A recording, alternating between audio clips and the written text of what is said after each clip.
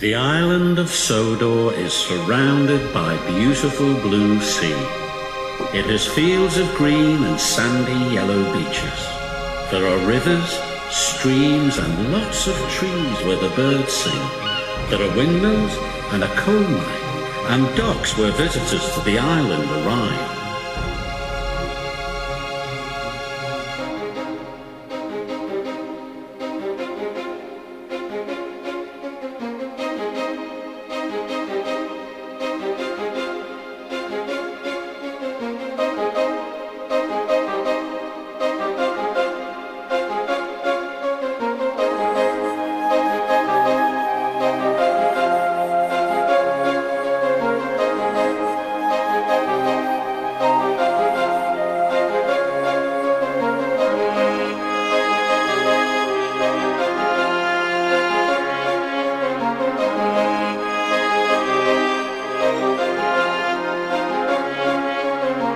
Dear Christopher, here is your friend Thomas the Tank Engine. He wanted to come out of his station yard and see the world. These stories tell you how he did it. I hope you will like them because you helped me to make them. Your loving Daddy.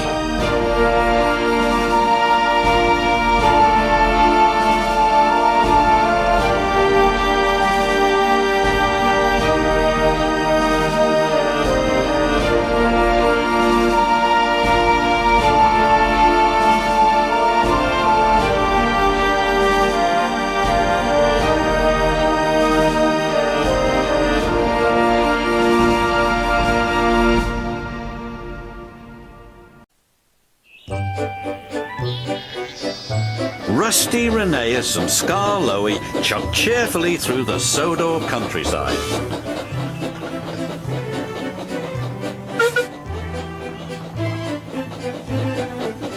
The engines were going to help Duncan with an important job at the Incline Railway.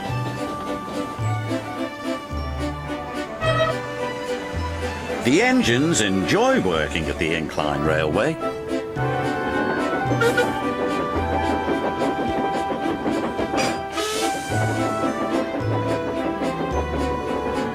They like the clever way the loaded trucks roll down the incline, pulling the empty trucks up. But they are always careful. Duncan doesn't like working at the Incline Railway. He is always impatient to get back to the junction. This makes him careless and gets him into lots of trouble.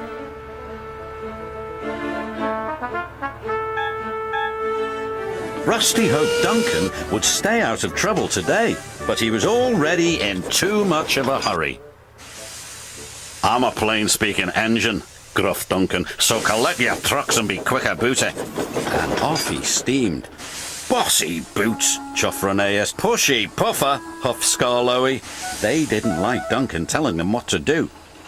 "He just wants to get back to the bustle of the junction," Rusty said.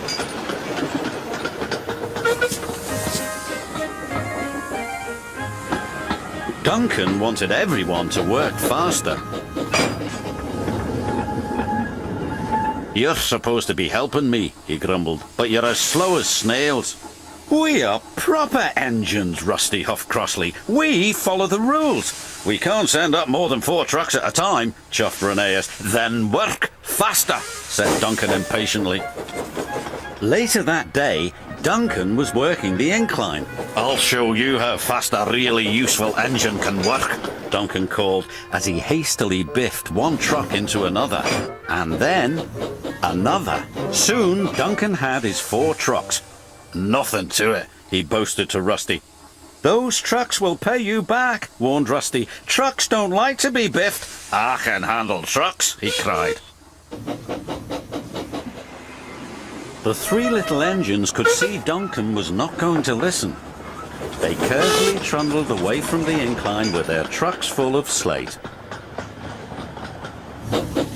Duncan was so impatient he became even more careless. "I'll show that smelly diesel and those lazy steamers," he said to his driver. "Careful," cautioned his driver. "You're asking for trouble." And he got it. Duncan didn't notice his chain was tangled in the coupling of the truck in front of him. Suddenly, he was being pulled up the track by the empty trucks. "Boots and buffers!" he cried. "It's got me!" Duncan's driver jumped clear. Rusty returned to see Duncan being pulled up the incline. "I tried to warn him," said Rusty. "He never listens," the little diesel's driver said.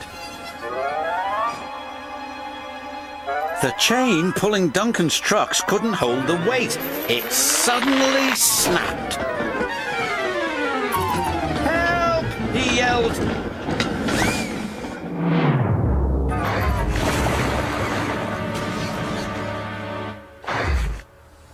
"Glug, glug, glug," he said. "Bluggle my broiler." Duncan felt foolish and very wet.